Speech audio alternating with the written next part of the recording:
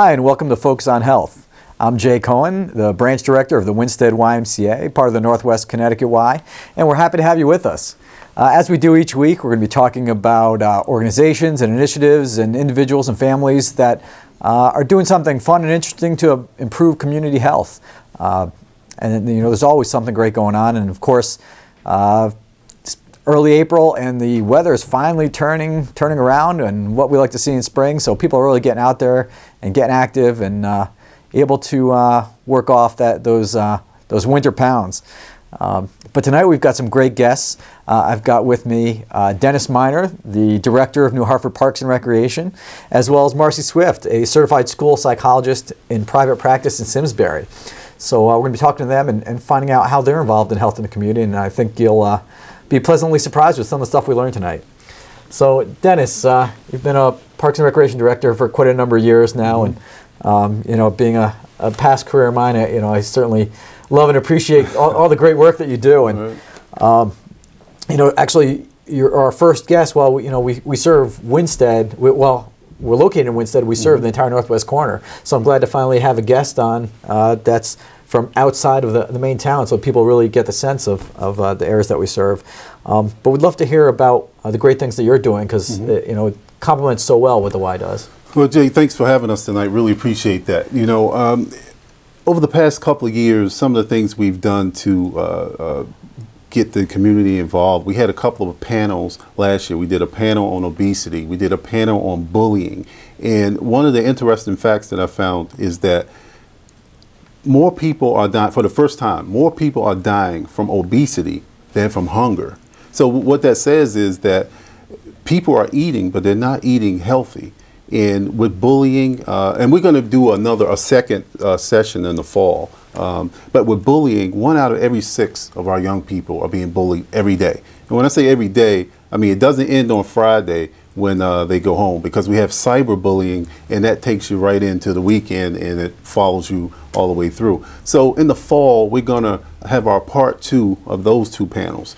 But on Thursday night, we have another panel, and I hope all you guys can come to that. Form on Youth, Risk to Resiliency. And what we're trying to accomplish on Thursday night, we're going to talk about how do you turn risk into resiliency, and also how do you identify the factors earlier than later. No, and that's a great point. It's a good distinction. Lots of times when we talk about health, we tend to focus on the physical, but the emotional and mental are key parts. So it's great that you guys are really focusing on that and are going to bring it to the forefront, keep that discussion going. And now, Marcy, I understand you're going to be taking part in this panel on Thursday. And just for clarification, when we say Thursday, it's going to be April 11th, and that's at Brody Park in New Hartford, starting at 6 p.m., I believe? 7 o'clock. That's 7 o'clock, all right. 7 o'clock. do people do they have to pre-register, or can they just show up? You know what, you can just show up. But if you want to go to our website and pre-register, that would be great as well, newhartfordrec.com. All right. So, Marcy, what's your involvement with the panel? Well, I feel fortunate to be involved with this group because it allows me to network with so many other professionals in the area. And I will be speaking about identification and how do parents and teachers know when a student or their child or adolescent might be anxious or depressed. And typically we pay more attention to what we call the externalizing disorders. This is what we call the internalizing, and underrepresented in special ed in the school. So I think a good starting point will be just talking about what the symptoms are and keeping our eyes a little bit more open and giving enough information so that people have enough knowledge to know what to look for, when to intervene, when things are fine. That will be my scope. So is it going to be more directed at kids or at adults and parents, or really a little bit of both? I think what's beautiful about the panels that Dennis has been presenting is that it's across generations. And certainly we know from all the positive psychology that's out now is that when we, like at the Y, bring in grandparents, parents, teachers, students, community workers, social workers, we stand a much better chance of being an active and supportive community for youth. Absolutely. Now, the panel is just the latest in a long line of great things for families and kids and adults that you're doing over at the park there, and beyond the park, outside of the property. I know last year we tried to work on a great program to collaborate our Right. family campouts. Yeah. Aside from getting people outdoors, just creating that family time that people just don't get enough of.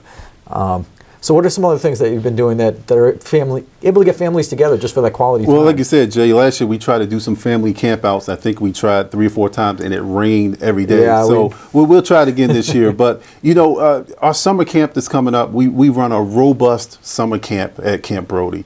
And, I know parents are going to be looking for somewhere to go this summer. And my advice to those parents, you can stop looking, because Camp Brody is where you need to be. We have 150 acres of adventure that kids can take part of. And, West Hill Lake is one of the cleanest lakes on the East Coast. I mean, you can pretty much fly a plane over and look down and the water is clear. So that's what kids can look forward to, swimming in the West Hill Lake. And, at Camp Brody, we sell sore throats. We don't sell camp, because we want kids to come to our camp and just be screaming and having so much fun. And here's where we help the parents out. And they're going to be exhausted when they get home. So the most they're going to be able to do is take a bath and maybe eat some dinner. And then here's the tough part. They got to come back tomorrow and do it all over again. So we encourage people to sign up for our camp at newhartfordrec.com. Sure. Well, and maybe we'll have the kids up to visit our new camp up in Camp Wawasagoya. Oh, that's a good idea. We love that. We'll have some inter-camp adventures. There you go. We love that. Now, beyond camp and the panel, I know there's lots of programs throughout the year beyond just the summer. What are some of your favorites that you love to talk about? Well, some of the favorites, this year we run a lot of special events, and this year we have an event coming up. It's a race, a 5K race, and we want to showcase New Hartford. We call it the River Run Through It. I think there's a movie out about that, and that's going to happen on June 15th. We have a golf tournament coming up June 21st. And all these events are events to help fund our program and to keep these good programs going for kids and families. Yeah. Now, there's another program that we're partnering on and trying to work on together is your youth enrichment program. Right.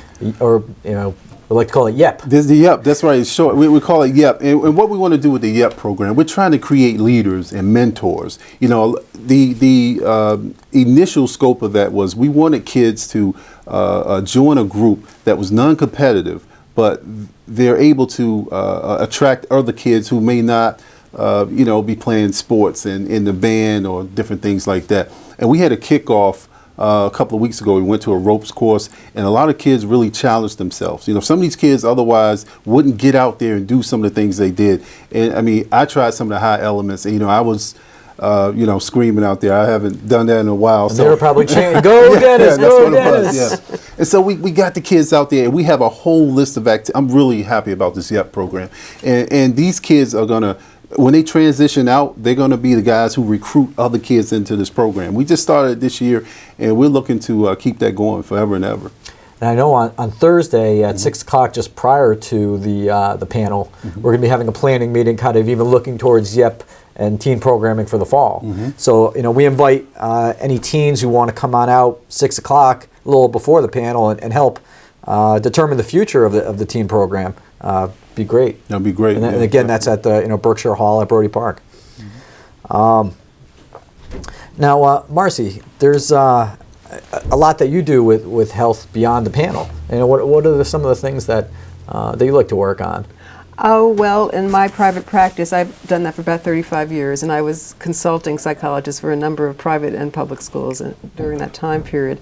Now I do a great deal of work with families and adolescents, and young children too, and try to emphasize working with strengths rather than weaknesses. And that's, I think, the beauty of the programming that Dennis has been offering, both for the adults as well as the youth.